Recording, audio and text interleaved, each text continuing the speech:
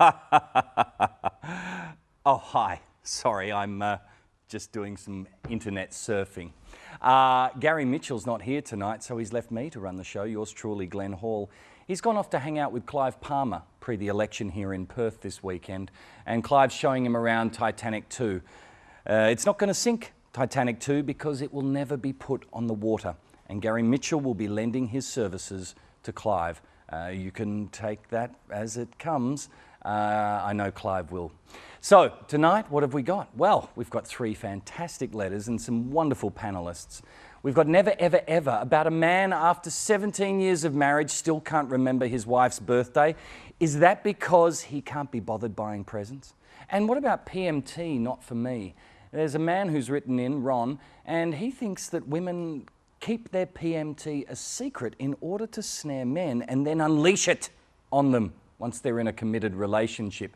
And GMO, something non-sexual, non-gender based, GMO, is it really that good? Will we know until it's too late? We'll be back soon, so don't go away. Got a problem, big or small, would a miracle be nice? Our motley crew is back, churning out advice. You might even laugh a bit in the following half hour. Park your backside on the couch, cause baby it's time for Sweet and Sour. Right here on Sweet and Sour. Pour some sugar on me, baby. It's time for Sweet and Sour.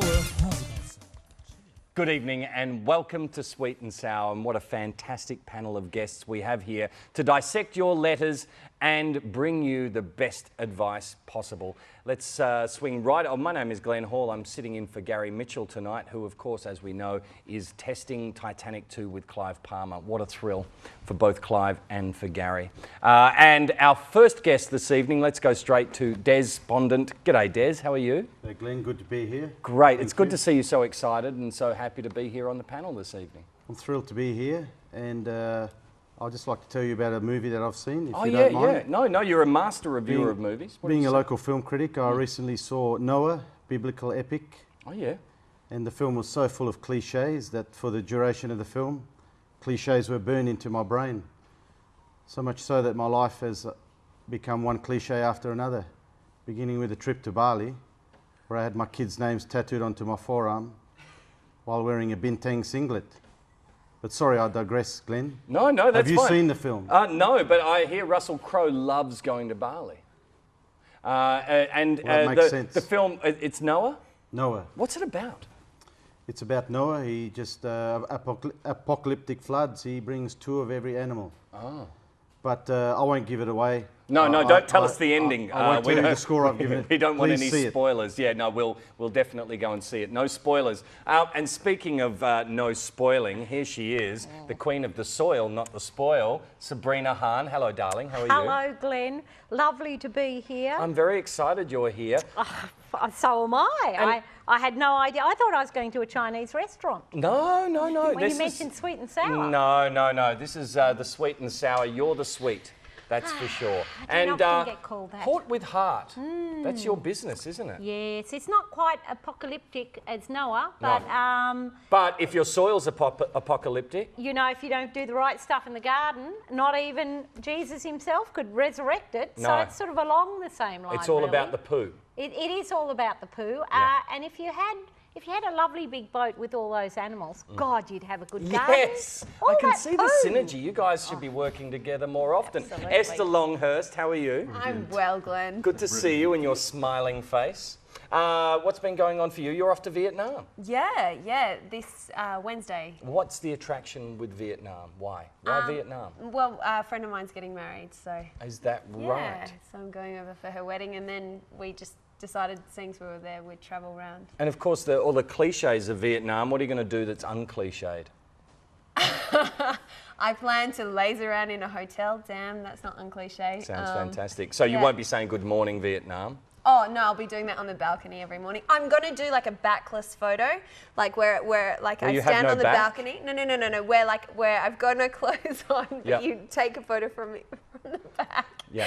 And then I can blow it up, and every time I can be like back in Nam or like Nam flashback. Oh, it's Yeah. a flashback from Nam. Yeah. Oh, Chris, you wouldn't stoop that low, would you? No, I'm going to keep my clothes on, Glenn. Chris Betting, nice to see you. It's good that I'm here. What's happening in your world at the moment? Look, I'm really just focused on having a holiday soon. Really? Where are you going to go? I'm going Vietnam? to go to Sydney. Sydney? It's on the east coast of Australia. Thank you. And I'm going to visit my nieces and nephews, who I don't really like, but I'm obligated as their uncles to spend time with them. Well, I think that's fantastic. And of course, we are national, so hopefully they'll be watching right now, feeling the love from you. Speaking of love, let's get into the first letter for your consideration panel.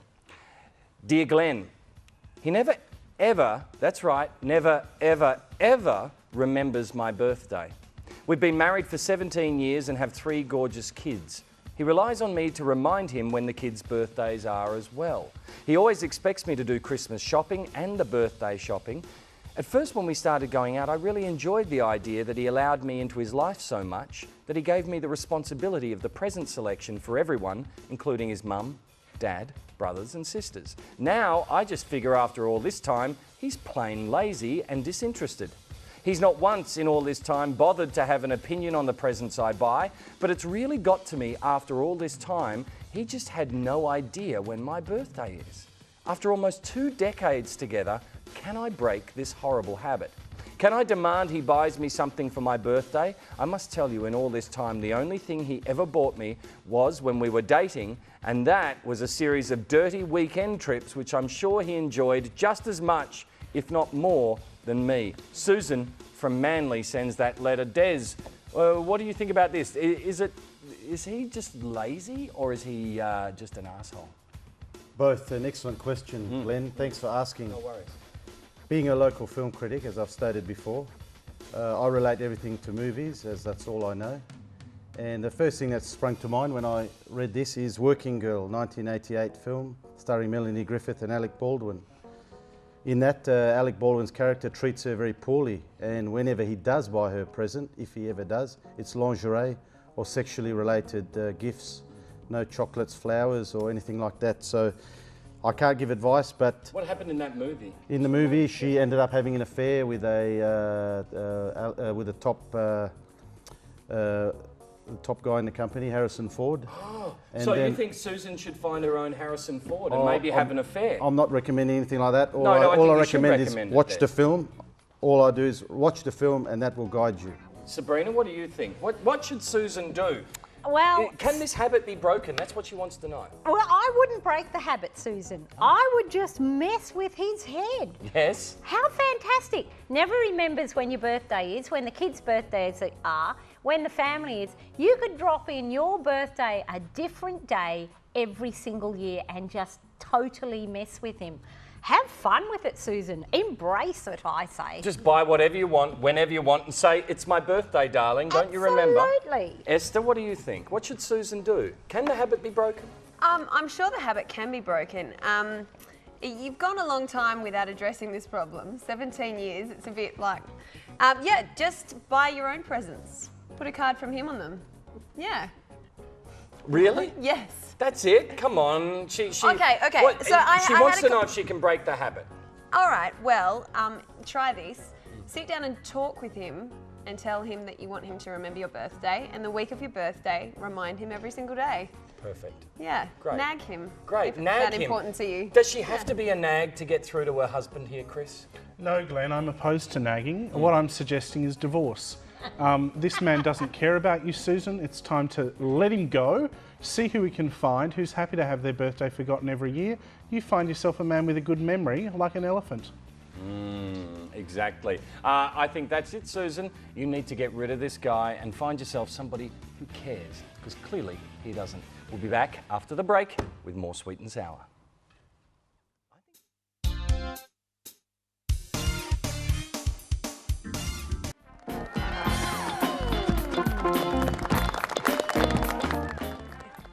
Welcome back to Sweet and Sour. My name's Glenn. It's a pleasure to have you join us this evening. Remember, you can send your letters in and receive advice as good as what you've received tonight, if not better. You can email to letters@sweetandsour.net.au, or you can visit the website sweetandsour.net.au. We're also on Facebook. Just search Sweet and Sour and like our page, and of course Twitter @Sweet and Sour TV. please follow us for some great tweets. All of our letter writers this evening will receive tickets to see Mr. Peabody and Sherman, a flashback to the past with a touch of the future. What a fantastic movie that's going to be. Well, let's get into our next letter. I've been waiting for this one all night. PMT, not for me. Hey, girls of the panel, and by that, all of us. I know you're going to call me sexist and a male chauvinist. Uh-oh. But I've had quite a few long-term relationships, and I've discovered that it's pretty much a universal conspiracy that all women hide PMT and all the other associated bad temper stuff for at least 6 months into a relationship, or until they feel comfortable enough to reveal the other side to their behaviour. This is not bulldust. It's an absolute truth. I had a boys' night last week with 7 mates, and all of us found the same pattern. Why do they do this? Don't they get that men are problem solvers by nature and could probably help out if, from day one, this problem was presented? But instead, women will deceive men into thinking they are one thing, then turn into a monster sometime down the track with behaviour that borders on psychotic. The worst women can say about men is that we laugh when we fart, but that's it. So I ask the girls of the panel, why the hell do they do this? It's bloody pathetic. Ron from Terrigal, if you want to send your hate mail in Victoria. Chris, I know you're not a lady of the panel, but is this true? Do women really hide the fact that they get PMT until they're secure in a relationship and then unleash the beast on their male companion? So let's just be clear, Ron. The women of the world are united in a vast conspiracy against men to make your life more difficult. And the worst they can say about men is that men laugh when we fart. And you, Ron, are suffering. You and all men are suffering because of the evil wrought by women. Well, that's a very interesting revisionist view of history, Ron. And I'm sure that the women on the panel are going to endorse it 100%. Esther, over to you. I actually really love when uneducated people write into the show, because it means that... When they write, full stop. Yeah, when they write, because it means that this show becomes a community service, not just an opinion show. So thank you, Ron, for reaching out to us. What would you like? Where would you like to start? Well, what I'm interested in is this idea that are women hiding PMT symptoms from guys in order to sort of convince them to have a relationship, and then out comes the beast. let's use our brains and think through this. So the women that are with you have 6 normal menstrual cycles. 6 months. There's a menstrual cycle in each month. How far do I go back with you? No, don't go back any further. Okay. And let's talk about the behaviour. What behaviour? Yeah, do you experience this kind of behaviour when you are premenstrual? Sometimes I'm quite crabby. But what actually happens hormonally for a woman within a 1 month period is they'll have a hormonal fluctuation like 22-fold.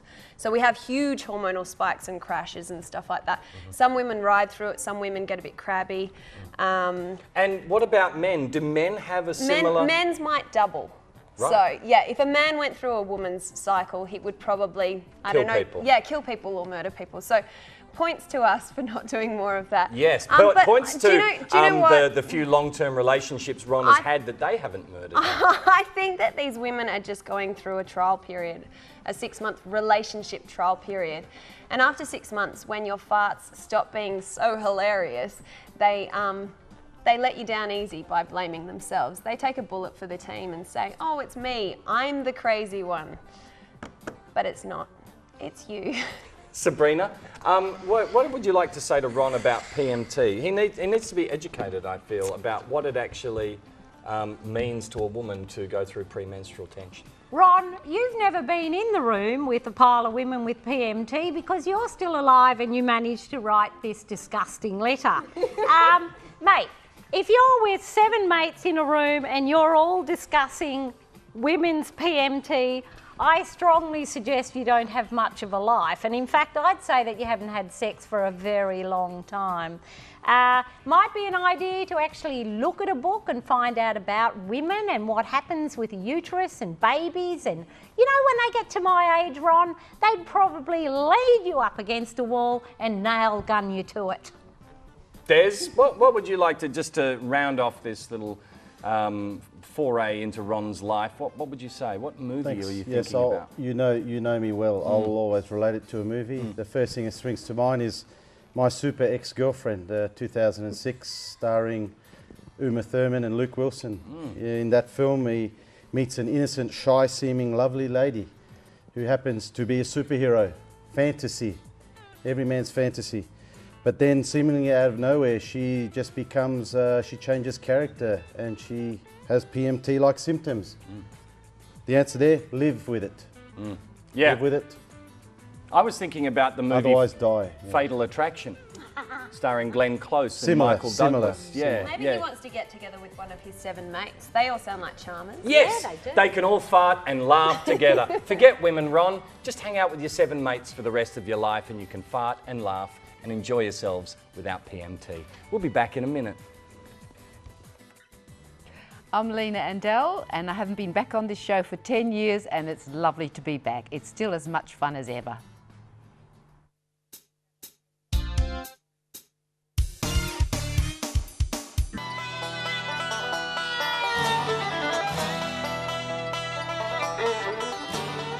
And that's when I fell in love with Peter Russell Clark. Welcome back to Sweet and Sour for our last letter of the evening.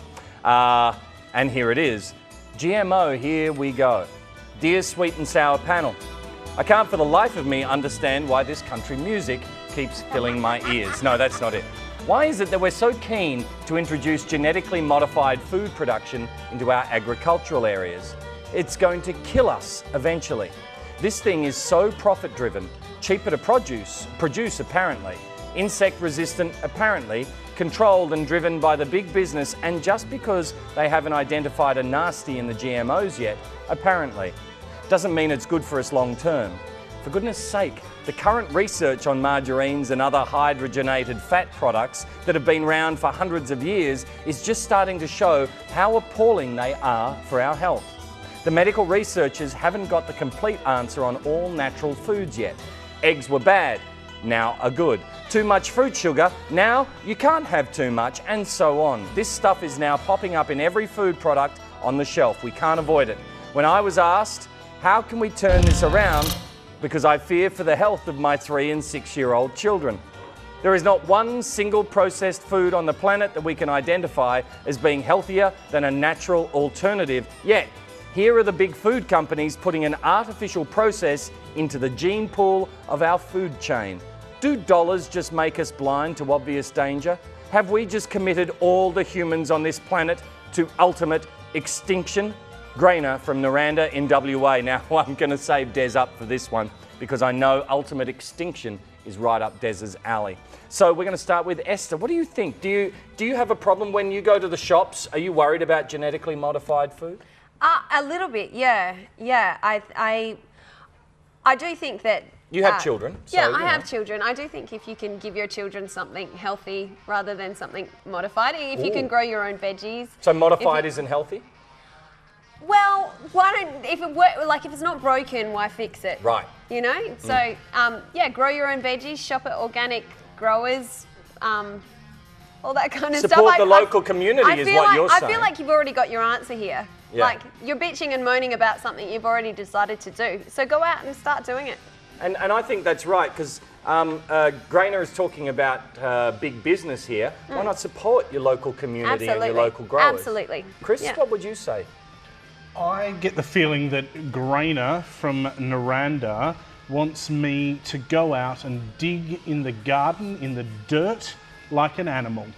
What you want me to do is go out and grow food myself. And human beings have not reached this evolutionary peak by going out into the garden in the dirt and growing fruits and vegetables for themselves, right? This is why I have help. This is why I have people out there who create food for me, deliver it fully made, pre-processed into my face. So Grainer, I reckon you're a commie.